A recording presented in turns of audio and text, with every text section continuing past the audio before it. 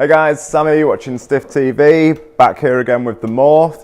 Going to talk to you a little bit about the steel that we use, the paint finish, and a couple of little features on the bike. So we use a 4130 chromo steel, maybe not as fancy as some of the other steels that you're maybe used to. The reason being for the 4130 is it enables us to manipulate the tubes in ways so that we can do some pretty fancy things to get the better ride quality that we want out of the bike, that you normally maybe wouldn't see with some of the more kind of exotic tubings that are used for like a more kind of traditional construction. You know, there's some fairly intricate shapes going on here. So we start at, let's say the back of the bike.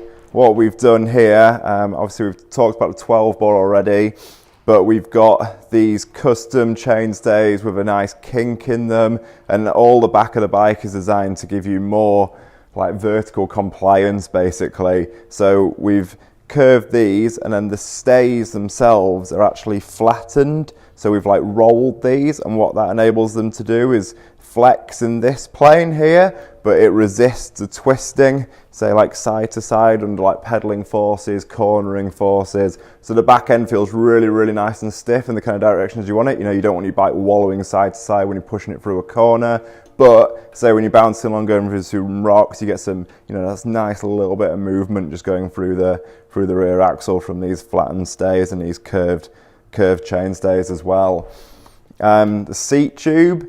So we wanted to use a regular sized seat post and a regular sized seat clamp so that it's not annoying or hard to get parts or anything like that. So we wanted a 30.9 seat post size, sorry.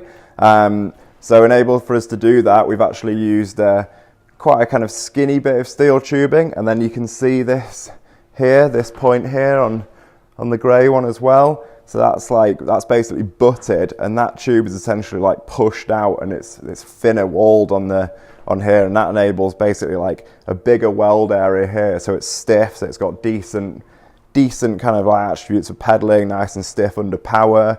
But then we can use a regular size seat post in there as well, and it keeps the weight down. Rather than just using a great big heavy tube in the first place, we butt this out so it's nice and light basically. And then to bring it up to a 34.9 seat clamp, we've actually brazed on like a little ring of metal just underneath the clamp there. If you can see, there's a bit of a step there, so that just means you can use a normal size clamp rather than having to hunt for like a weird size. Another nice little detail on there as well. The seat tube slot is actually cut on the front of the bike. You know, we're a UK brand. We want to keep as much water out of the frame as possible, so hopefully that stops as much spraying down there.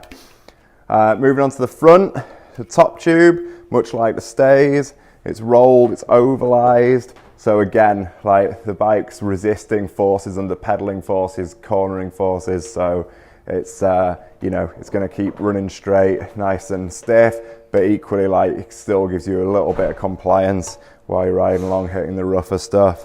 Down tube, not too much going on here. Obviously got a nice little bit of a kink here. This helps under like heavy compressions of the fork bottoming out, making sure there's enough clearance there.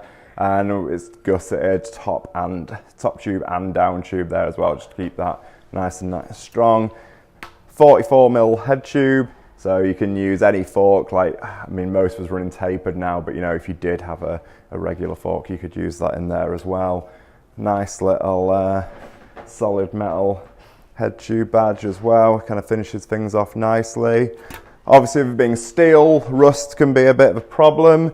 So as you can see inside the frame, around the BB as well, and the head tube, that's all black, and that's not the colour of the steel. That's actually it's basically an Ed black coating, which is like a electrically deposited coating, and the frame is basically dipped in a rust-proof coating. So that black coating is inside and outside before we put any paint on, and that just stops it corroding. And then we paint over the top, and then you get a nice gloss finish on over the top of that as well. So should last you a good few winters. That. Cool. Thanks for watching. Cheers.